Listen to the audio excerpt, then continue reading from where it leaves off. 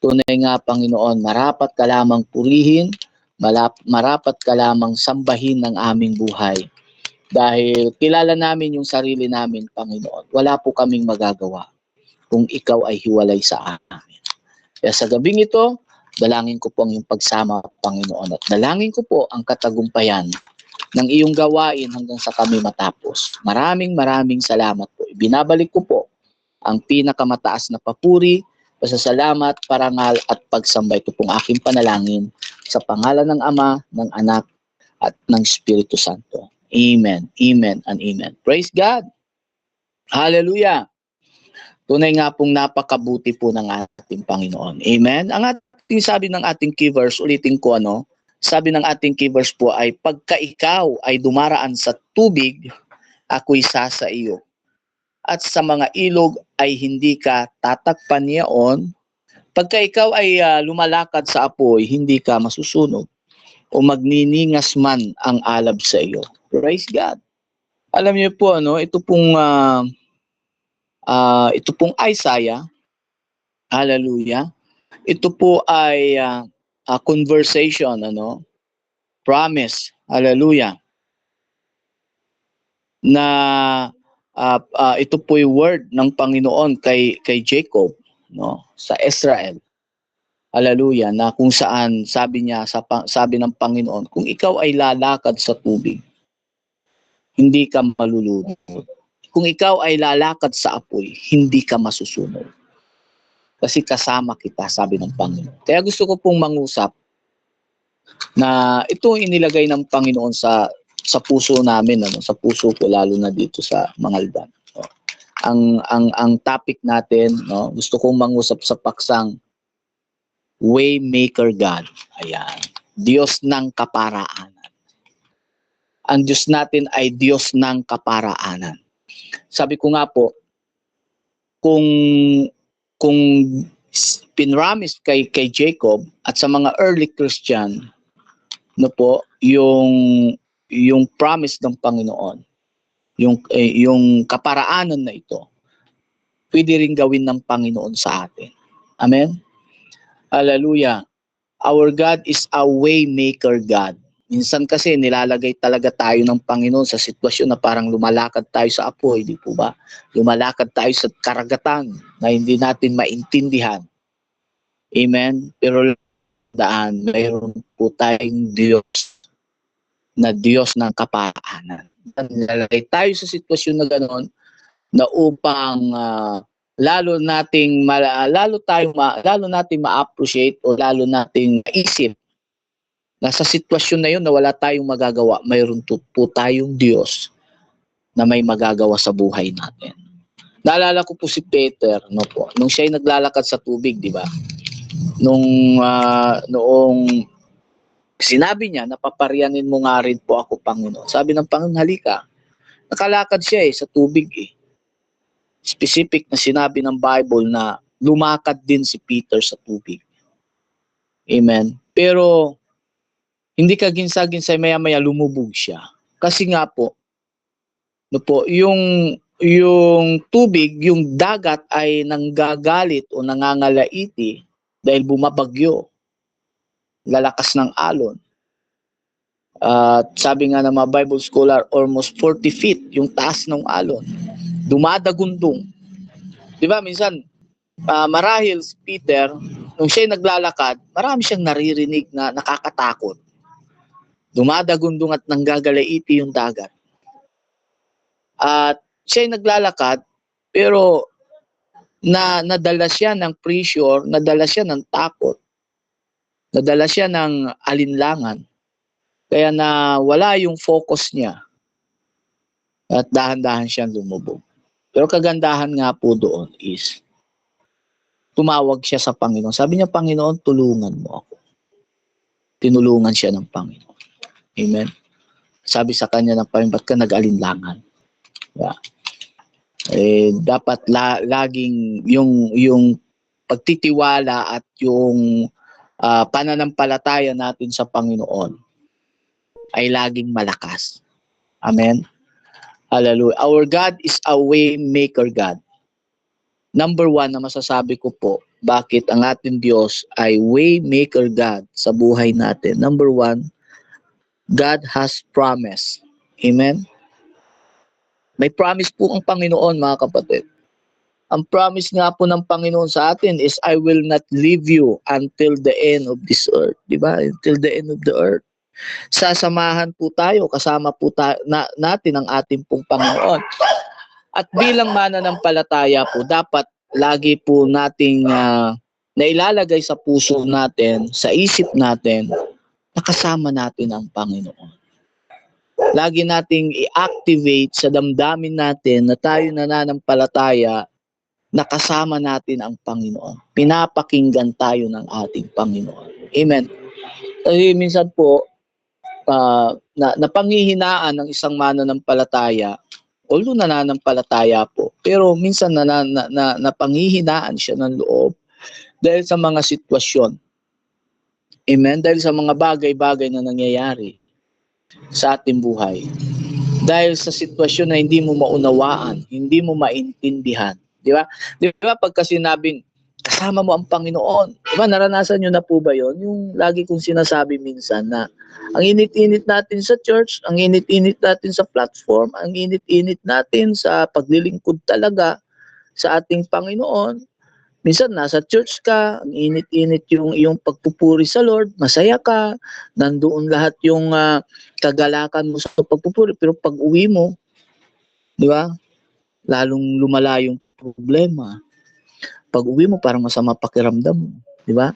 Parang pag uwi mo, parang nahihilo ka or nilalagnat ka, di ba? May mga ganoon.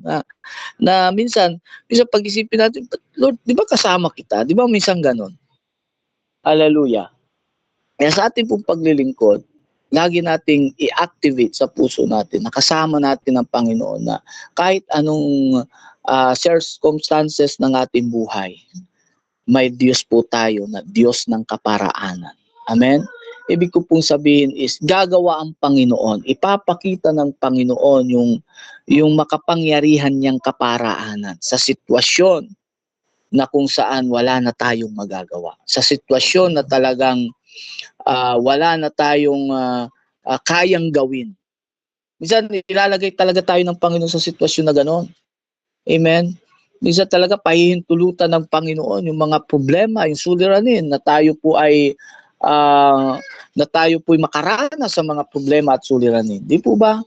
Kaya nga sabi ko nga kahapon nung talagang tumilapon ako, alam niyo pong isip ko talaga, nung pagtilapon ko, Lord, sabi kong gano'n. Hallelujah. Kasi natilapon ako nasakop ko po yung isang linya ng kalsada. Ang kagandahan po doon, hallelujah, nagpapasalamat po ako sa Panginoon kasi hindi lang isang baka yung nandoon, marami po. Sabi nga nung nakasaksi, mga 10 yung nandun sa kalsada. Kaya yung pasalubong ko na kabilang kalye, nagminor sila. Hindi ako talaga kaagad nakatayo. Nagminor sila kasi nagwalaan yung mga baka sa kalsada. Nagminuran sila doon. Highway talaga po yun. Siguro pag isa lang yun, sabi ko, Lord, thank you. Sabi ko, pag isa lang yun, baka nakaligtas man ako sa pagtilapon ko, yung kasalubong ko naman. Ang bibilis ng mga sasakyan doon at gabi pa naman. Sabi ko, Lord, salamat sa second chance ulit. Salamat sa pangalawang buhay ulit. Although nangyari yung mga bagay na yon, mayroong lang gustong ituro sa akin ng Panginoon. Marahil baka mabilis ako magpatakbo, baka confidence ako sa manibela, alam mo yung ganoon. Kaya sabi ko, Lord, salamat talaga, sabi ko. Kasi nung napaupo ako, binangon nila ako, talagang pinakiramdaman ko yung buong katawan ko, baka may nabali, ganon. So, salamat po sa Panginoon, nalamog lang talaga yung braso ko, saka yung binti ko, medyo konting hilot lang, okay na. Salamat sa Lord no po. Ang Diyos natin ay Diyos ng kaparaanan. The more na yung mga nangyayari sa atin is hindi siya negative, kundi lalo lang tayong pinag-iingat po ng Panginoon. Lagi nating tandaan po na hawak tayo ng ating Panginoon. Di po ba? Hawak-hawak tayo ng Panginoon. Kaya nga po tayo minsan nagmi-mission, 'Di ba? Kahit na anong mangyari, kung ano man ang mangyari sa mga mission natin, 'di ba? Nakataya yung buhay natin, 'di ba? Kasi nga po nakatalaga na yung buhay natin sa Panginoon. Amen. Yung buhay natin ay talagang 100% na anuman ang mangyari sa buhay na ito'y nasa Panginoon po tayo. Amen. Lagi natin tandaan yung promise ng Panginoon. Hallelujah, na hindi niya tayo iiwanan, hindi niya tayo pababayaan. Amen. Tinuturuan lang tayo, minumuld lang na ng Panginoon yung heart natin, yung personality natin, dahil naniniwala po ako na hindi po magiging matapang yung personalidad natin kapag hindi man lang tayo nakaranas ng problema. Di ba? Pagka hindi ka man lang nakaranas ng suliranin. Kumbaga, Lord, maglilingkod ako pero huwag mo akong papahirapan. Ha? Alam mo yung gano'n. Hallelujah. Lord, basta ako maglilingkod pero wag mo akong bibigyan ng obligasyon, Lord. Ha? Isang gano'n ano. Hallelujah. Paano lalakas yung kanyang personality kung gano'n, di po ba? Malakas lang yung personalidad natin once na pinadaan tayo ng Panginoon sa sitwasyon, sa mga problema at suliranin. At pag napagtagumpayan natin yan, di ba? Lakas ng personality natin. Ibig sabihin, strong yung personality natin bilang mananampalataya ng ating Panginoon. Amen? Si David nga, nangyari nga sa kanya nung dinala nila yung kaban. Di ba? Natalisod yung mga baka, tas namatay si Usa, at nagulat siya kasi inalalayan ni Usa at ayaw yung kaban. Pero nagalit ang Panginoon, namatay mismo doon, on the spot, sina Usa. Na nanghina rin si David. Sabi nga ni David, paano ko ipagpapatuloy ngayon ang pagdadala ng kaban? Kung gano'n, kaya iniwanan niya. Pero sa pag-iwan niyang iyon, napagpala yung pinag-iwanan niya. Then may nag-testimony sa kanya after 3 months na pinagpala ng Panginoon yung pinag-iwanan niya ng kaban. Then nagkaroon siya ulit ng pag-asa na dalahin ulit yung kaban sa Jerusalem. Ano po? Minsan sa buhay natin, pinadadaan tayo sa sitwasyon na hindi natin maintindihan, maunawaan yung kalagayan na iyon. Pero once na tayo nagpatuloy lang, amen, nagpatuloy, alam niyo yun, kahit nasasaktan ka, patuloy ka lang sa Panginoon. Yung bang hindi ka kayang pigilan ng problema, hindi ka kayang pigilan ng mga persecution, hindi ka kayang pigilan ng kahirapan, hindi ka kayang pigilan ng karamdaman. Hallelujah. Doon natin mararanasan at masasabi, napakabuti mo pala, Panginoon. Kasi sasamahan ka niya Di ba? Hindi ka niya pababayaan. Yun ang promise niya Ang promise ng Panginoon, kasama natin siya. Amen? Kaya nga may mga quarrel, nag-aaway na, sabi ni Lord, hallelujah, paubaya mo na sa Panginoon. Minsan may mga ganun, no? Hallelujah. Kaya nagiging malakas at matapang at matatag ang isang mananampalataya. Alam niyo po, sabi ko nga, daming promise si Lord Sabi nga, nabubuhay lang tayo ng 24 hours in one day. Ang promise ng Panginoon, mahigit sa 8,000 na promises. Isa na ito, yung binasa natin, na dumaan ka man sa apoy, hindi ka masusunog. Dumaan ka man sa ilog, hindi ka malulunod. Promise ni Lord yon. Amen? Yung mga ganoon imposible, di po ba? Kasi sa Panginoon, walang imposible sa Kanya. Dumaan man tayo sa problema, suliranin, kawalan, amen, kahirapan, ang Panginoon po, hallelujah, ay laging may kaparaanan siya. Amen? Hallelujah. Minsan nga po yung mga problema at suliranin is, alam niyo yun, parang problem in disguise lang parang ganun Amen? Sa mga problema at suliranin pala, kaparaanan niya yun para i-bless ka. Kaparaanan pala niya yun para maranasan mo yung makapangyarihang paraan niya. Di ba? Hallelujah. Kaya sa sitwasyon na tayo dumadanas ng mga bagay-bagay na hindi natin maintindihan, lagi nating tandaan, may kaparaanan ng Panginoon. Mayroon tayong Diyos na nakikinig sa atin. Amen? at patuloy na sumasagot sa atin. Amen. Promise. Hallelujah. Kasi nga po, sabi ko nga po lagi, ang hindi lang naman pinramis ni Lord yung buhay natin ay napangahawakan natin. Di yun Kundi laging sinabi ng Bible na yung buhay natin, hiram lang natin sa Kanya. Amen? Yung lakas natin, yung buhay, hininga natin, hiram lang natin sa Diyos. At lahat ng bagay na mayroon tayo, hallelujah, sa buhay natin na ito'y katiwala lang tayo ng Panginoon. Amen? Kaya sabi nga, mabuting katiwala tayo ng Panginoon. Dapat maging good stewards tayo ng ating Panginoon. Amen. Number 2, mga kapatid, masasabi ko po na our God is a waymaker God. Number 2, may covenant ang Panginoon. Amen? Covenant. Ang covenant po ng Panginoon is yung commitment. Alam niyo yung commitment ni Lord, whether you like it or not, hallelujah, nariyan ang Panginoon. Yung ganon, hallelujah, at hindi kayang sirain ng tao ang covenant ng Panginoon. Hallelujah. Yung covenant ng Panginoon talagang gagawa at gagawa at gagawa ang Diyos ng paraan. Hallelujah. Para matupad yung kanyang promise sa iyo. Yung plano niya sa iyo. 'Di ba ang mga Israelites, 'di ba? Nung sila'y mag-travel papuntang lupang pangako, kahit na paulit-ulit nga yung ginagawang kapalpakan ng mga Israelites pagsuway Yung nandoon pa rin yung promise ng yung covenant ng Panginoon na dalahin sila sa lupang pangako Di po ba? Nandoon pa rin yung covenant niya. Hindi siya titigil Kahit na si Moses ay nawala na, di ba? Hindi naman nakarating sa lupang pangako si Moses. Nakita lang niya, pinakita lang, pinatanaw na ng Panginoon. Pero nagtuloy-tuloy pa rin Until now. Di ba? Hanggang ngayon. Hallelujah. Gumawa pa rin ang Panginoon ng covenant. Di ba? Ang ating Panginoon Kristo.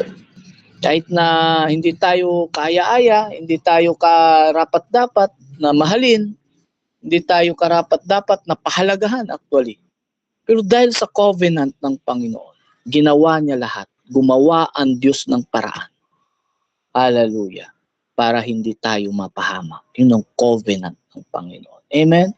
Kaya lagi natin tandaan, hindi papayag ang Diyos. Amen? May awit nun hindi papayag ang Diyos, di ba?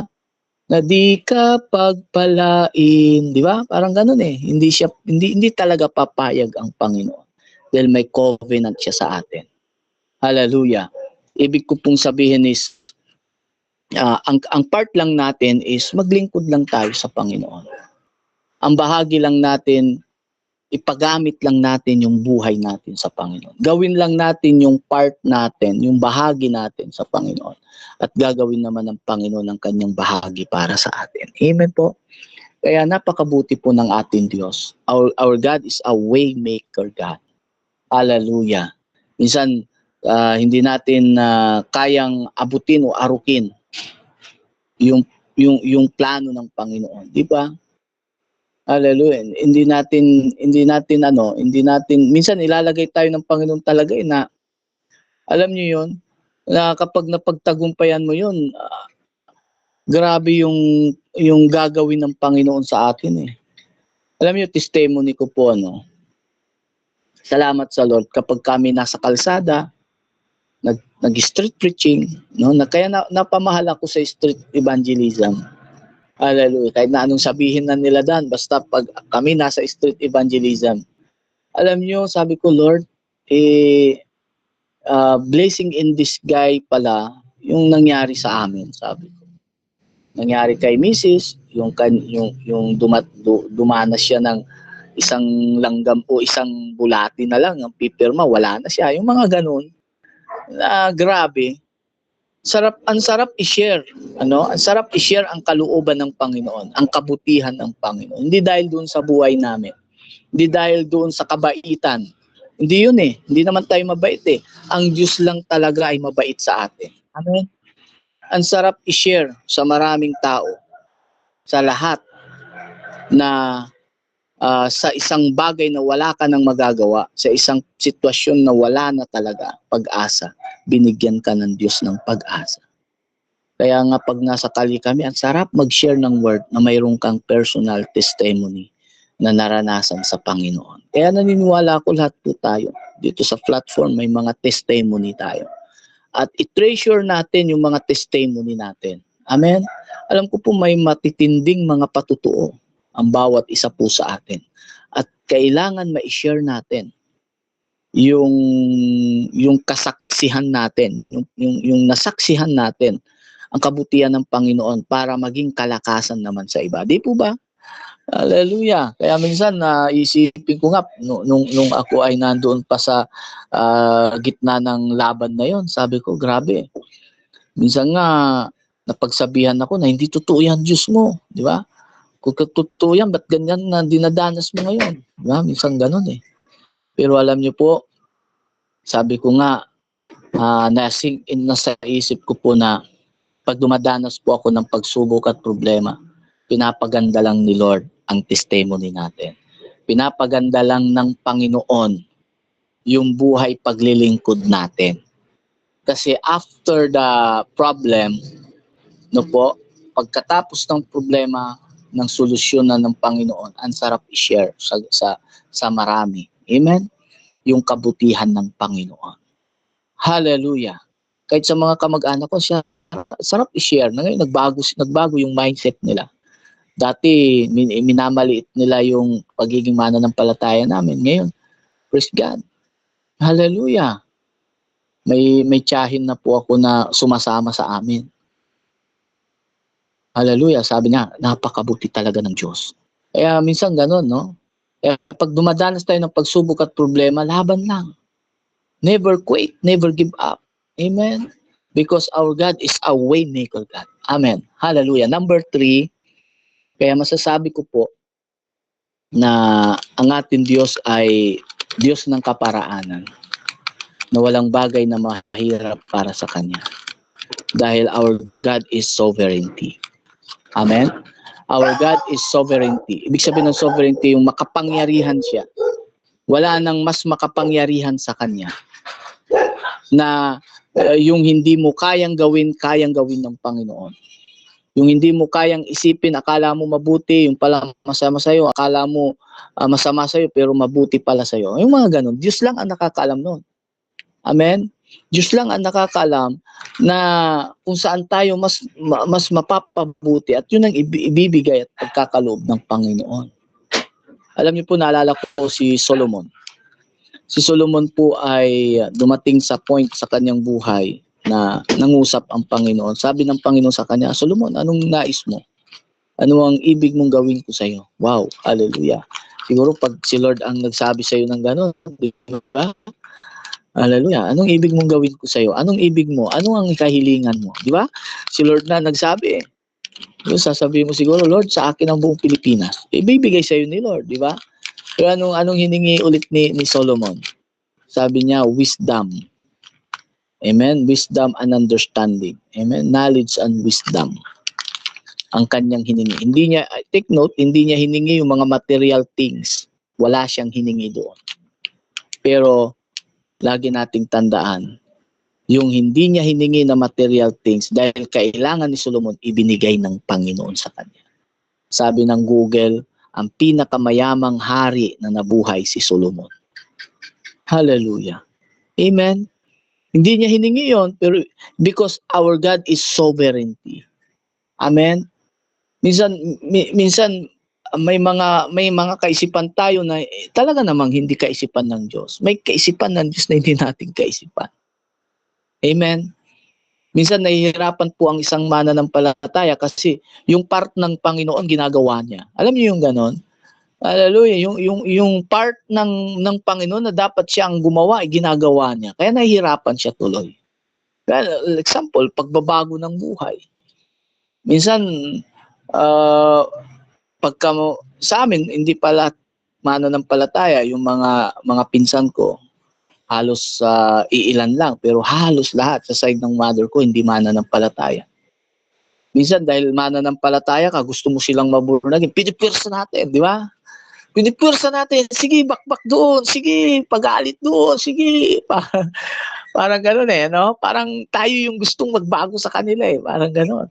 Pero lagi nating tanda, Diyos ang may kakayahan sa kanila. Amen? Kahit hindi ka magsalita, pag nakita ang Panginoon sa presensya natin, mabuborn again yan. Amen? Kahit hindi ka magsalita, nakita ang Panginoon sa buhay mo. Hallelujah, magiging puwersa. Hallelujah. Yun ang magiging puwersa para makasama natin sila sa paglilingkod. Amen? Hallelujah. Kumbaga, ipasa Diyos natin ang lahat. Amen? Ibig ko pong sabihin pagkatiwala natin sa Panginoon ng lahat. Ibigay natin sa Panginoon. I-surrender natin sa Panginoon lahat ng mga kabigatan natin, mga missions natin, yung mga sa gawain ng Panginoon. Amen? Hallelujah. Sabi ko nga kanina, napipray ako talaga.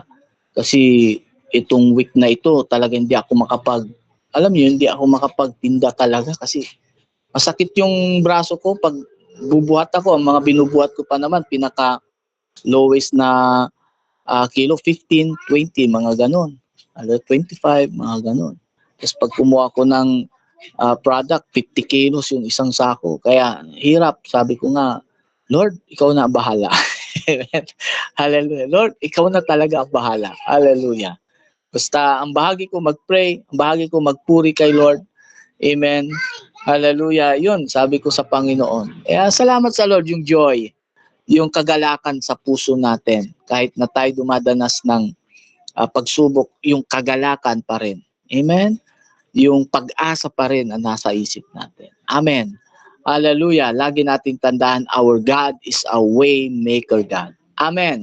Hallelujah. So yun lang mga kapatid. Sabi ko nga po, masasabi kong our God is a way maker God. Number 1, may promise siya. Number 2, may covenant siya. Number 3, siya yung Diyos na makapangyarihan, yung sovereign God. Amen. Hallelujah. So yun lang mga kapatid, tayo po'y manalangin. Panginoon, maraming salamat po sa gabing ito. Salamat Lord sa malakas na signal, malakas na data, malakas na wifi, malakas na connection Lord sa messenger. Salamat Panginoon sa lahat Lord ng nandito kasama ko po ng aking mga kapatid. Dalangin ko po Panginoon ang protection and provision mo sa kanila Panginoon. Maraming salamat po sa kabutihan mo Panginoon at tunay ngang napakabuti mo sa aming buhay Panginoon.